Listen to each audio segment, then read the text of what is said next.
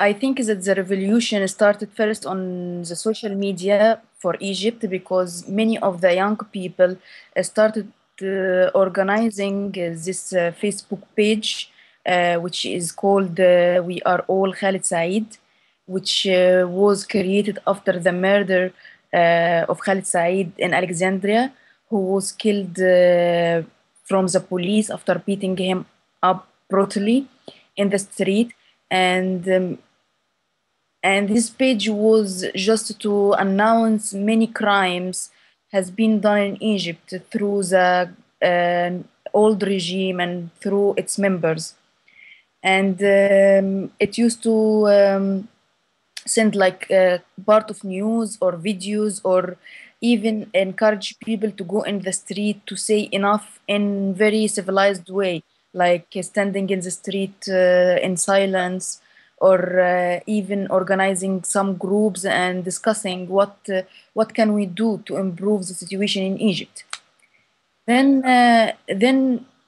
After the accident, after the revolution in Tunisia, um, I think this encourage people that they can move from the online platform to the offline or the real ground. And seeing one of the dictators stepping down gives them a spirit and power that maybe they can make their own dictator step down, which is who is Mubarak.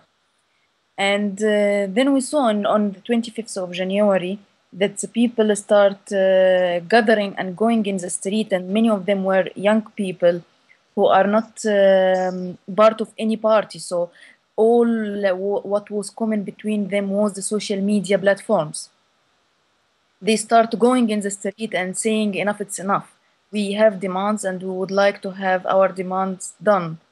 And these demands are not too much. I mean, we want to live in democracy. We want to live in a free country. We would like to express our opinions without fear.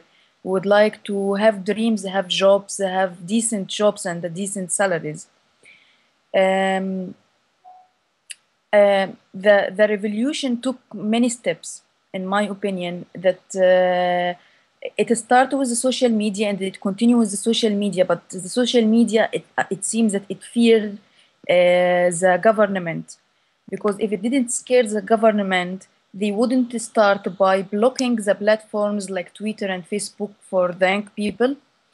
And then when people like in me as I was not in Egypt in this period, so I was in Italy, but my family and my friends live in Egypt. So I was trying to play a role through the social media by spreading news, curating the news, and make the world see the reality, and also helping my friends in accessing the website, even if they are blocked. Like we used to send them proxies or other tools can allow them to use the social media platforms which the government blocked them. Then we saw that the revolution started to go more in the street because people used to be more connected to each other and influenced more through the social media. So the government said, okay, if they couldn't, if they still could access the platform through the proxies, we will block all the communication system. So this was a second step of the government, blocking all the communication system. So you couldn't reach to any mobile phone, you couldn't even access the internet at all, and of course everything was blocked. So I mean, it was not only to scare the people inside, but also the people outside Egypt, to tell them that your family are not safe now, because everyone got worried what will happen. Especially that the first day of the revolution and second day, we saw the tear gas in the street. We saw that they are not firing against people with with plastic bullets, but with real bullets, which was, I mean, amazing. I mean that the communication system was blocked exactly when a man was shot by a real bullet. and this video was took by a person who was protesting in the same time, and the AP published it, and then Reuters published it. So it was like, okay, now they are showing that we are killing people. So in my opinion, that the social media played a very important role, because also in this time we saw that many of the newspapers and the media channels um, depended too much on the videos and the tweets and what people are sending online, because it was dangerous for domestic and international journalists to be in the street. We saw how they are beating up journalists in the street. So you couldn't find any data except this data coming from the street, from the people themselves.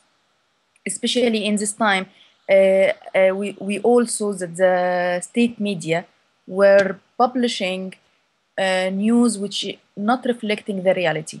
So while the protesters are in the streets, the state media were saying that streets are empty, life is cool, and everything is going smoothly in the country, and there is no revolution, there is no protest. While people are thousands, millions of thousands are gathering in the streets saying enough.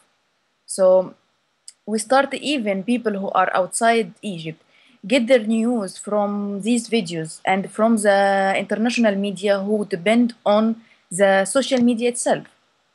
So this is my opinion about the social media.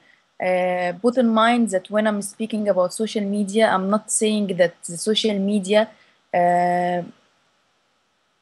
fired the revolution. We always have to understand that social media are just tools, are used by the people. So we always have to remember that behind this social media were people using these social media tools only to get in touch, to organize, to these social media were for them a door to express their feelings and thoughts freely without censorship.